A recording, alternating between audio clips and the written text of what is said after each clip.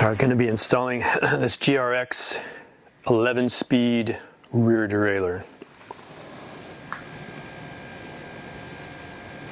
Yeah, something like that.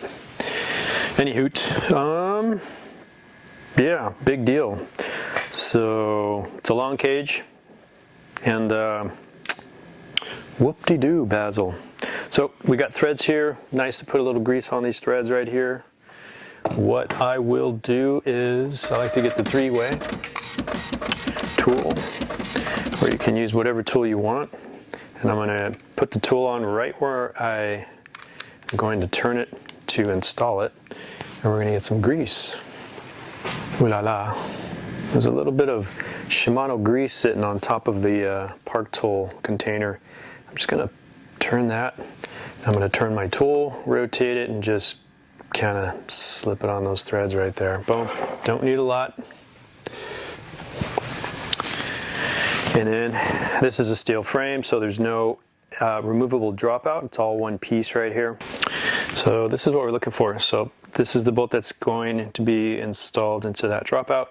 And for this Shimano style here, we got a notch here and a notch here. It's a square or rectangle square.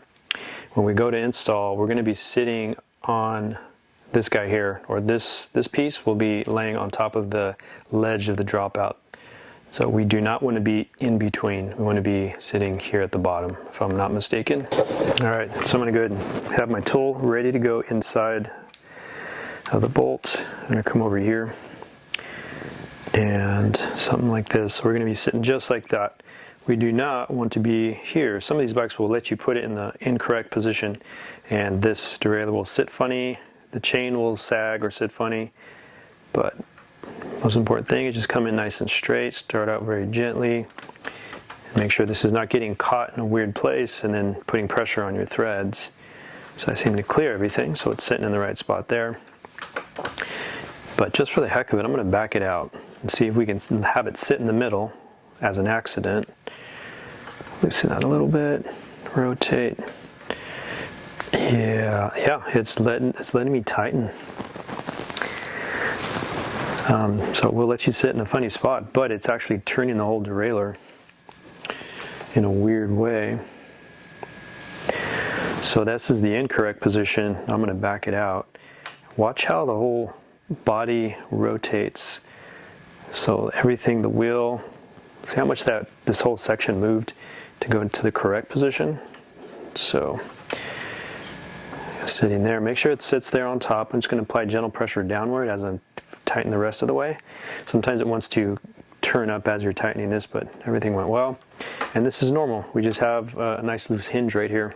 Once our chain goes in, it's going to apply pressure, boom, and then it's going to be nice and stiff. This torque setting could probably, I'm going to guesstimate anywhere from like 5 to 7, 8 Newton meters.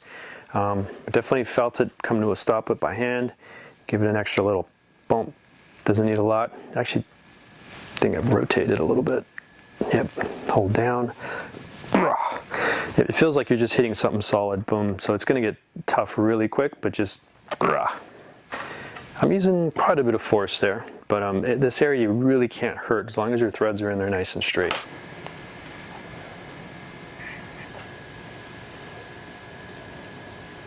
So when it's in the off position all the way down, this is going to be this pivot point right in here because your clutch is right inside this here.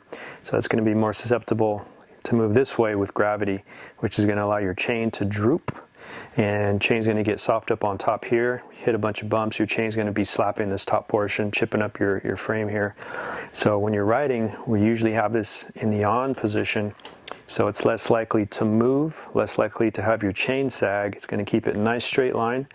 Nice straight line up on top here, but I do recommend always putting something here. This looks real pretty. It's a shame to put something over it like a black cover or some type of protection, just so that paint doesn't get all chipped up. Now I've heard that some bike mechanics may tell the customer or the rider to leave this in the off position, and it may be because it applies so much pressure that as you're getting into your taller climbing gears, your bigger gears for climbing uphill, more chain is wrapped around those gears. So when you go to shift, you're going to feel that pressure of having to expand or extend this arm here. So you're feeling that extra pressure that the clutch is giving you while you're shifting into those bigger rings. So in some cases it may feel like you're not getting a good shift, or it's hard to get a nice crispy shift. So you turn this off, that's going to change in some cases. And I don't know if this is a product of dirt over time getting into the system.